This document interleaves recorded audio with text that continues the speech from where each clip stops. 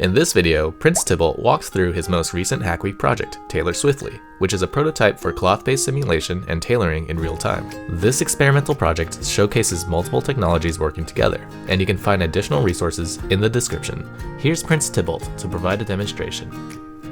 Hello, I'm PrinceTybalt, and this is my Hackweek project, Tailor Swiftly. At Roblox, we often talk about a world in which we will be able to create fabric, both in Roblox Studio and in games, and manipulate it to create clothing and other fabric objects. Tailor Swiftly is a plugin that works in Studio or in game that lets us manipulate cloth with sewing paradigms. So I've just created a piece of spandex, and I'm going to manipulate it now with full physics on. The spandex is simulated using point masses connected by springs, and when the points change, it updates an editable mesh. So here I've just grabbed this point and draped it over the side of this little dress dummy. There are other things we can do that follow sewing paradigms, and I'm going to use them now to create a little tent. So in Tailor Swiftly, fabric is created by this little box here called the create marker. So I'm going to place this in the middle of this little campsite, and I'm going to create two pieces of spandex. Whereas drape lets you pick something up and drop it, pin lets you drag something and pin it to another object in the scene. So I'm going to pin these bottom two corners to these sides here. Now these are pinned to an object, these are held in space. And I'm going to create another piece of spandex, and I'm going to pin its corners to the opposite sides of this base.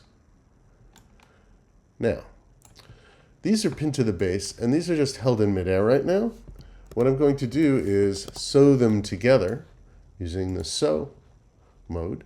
And what that'll do is, as I brush across these points, it's going to sew them to the nearest point on another piece of fabric.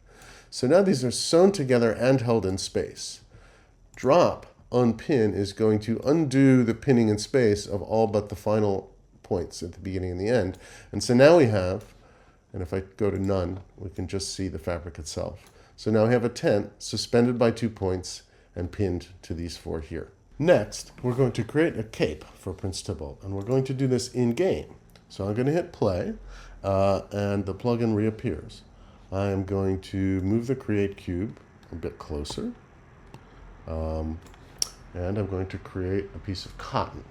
Cotton is less stretchy, and it's made with ropes instead of springs.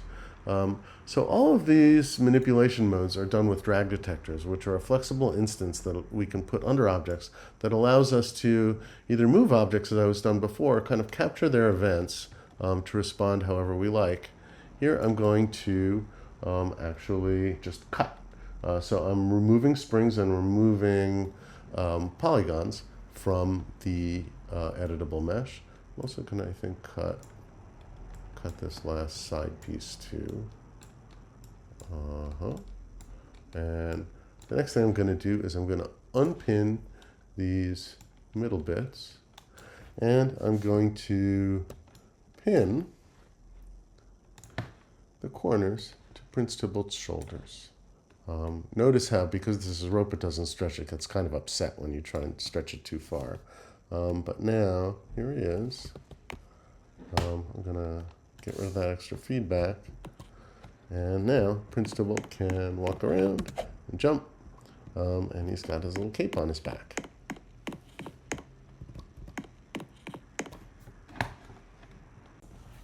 For our last demo, we will create a little tunic out of 2 pieces of cotton.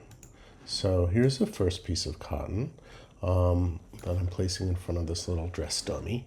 And now what I'm going to do is select the creation cube and just move it back a little bit and create another piece of cotton. And so now we've got one on either side of this. And what we're going to do is we're going to use cut to remove a neck hole on either side.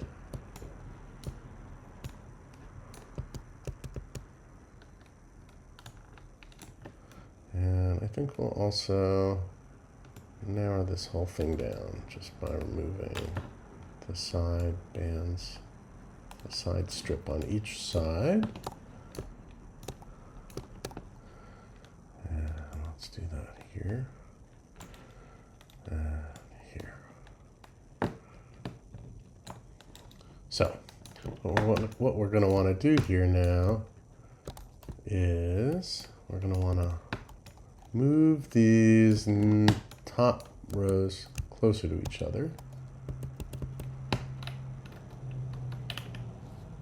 And here we go. Using hold. We're just going to try and inch these in closer so we can sew them together. And it might take a couple of hops to do this because the constraints on this fabric are stronger than with the springs, so you can only move them a bit of a way at a time. Now we're doing this in studio using drag detectors, and drag detectors know that if things are not anchored, when it moves them, allowing the constraints to influence their action using something called IK move to. It's not just moving them anywhere they want. And that is a call that's available through standard Lua. So drag detectors utilize that when moving things like this that are not anchored. So these pairs are now pretty close together. And what we're going to do, notice physics is off now. If we turned it on, everything would kind of start falling. It would be trickier to work with.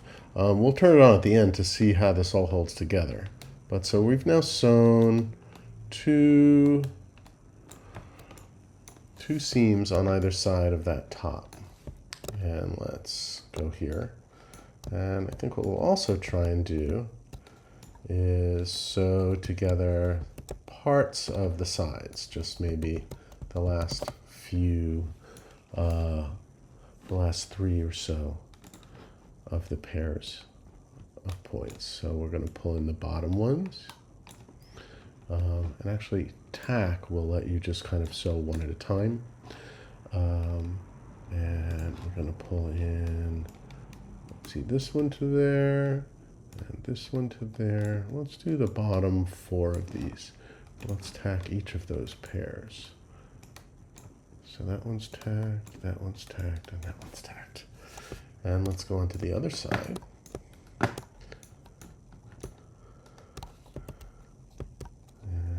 whoop, move in a little bit, down, and do the same thing. We're going to pull these points in towards each other, tack those together. Let's set these next ones up. Is it the bottom four or the bottom three? Well, let's do four on this side either way. So we're going to tack those. Okay. So now we've kind of got a little tunic here. What we're going to do next is turn physics on and see what happens. So, okay, so it's all kind of vibrating in place a little because if you remember, these are also, they're held as well as sewn. So if we now unpin them, they should start, yeah, these are now dropping on top of this. And we're going to use drape to try and just kind of pull that over a little. Okay, let's unpin these. Okay, so this thing's all kind of just hanging off a little bit. And now, let's also unpin the sides here.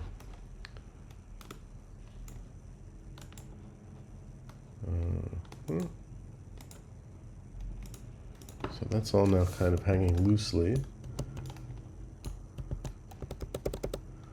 And unpin these two. Everything's unpinned. So I think this is our finished little tunic. See some interpenetration here on that, but it's basically It is hanging from that rod at least. This could be, all right, the last thing we're going to try and do now. Yeah, so there it is. Last thing I'm going to try and do now is to take the dress dummy, which I think is anchored, and we're just going to, with physics on, we're going to move it and see if the, yeah, the dress is just falling off. Well, so we've got a ways to go.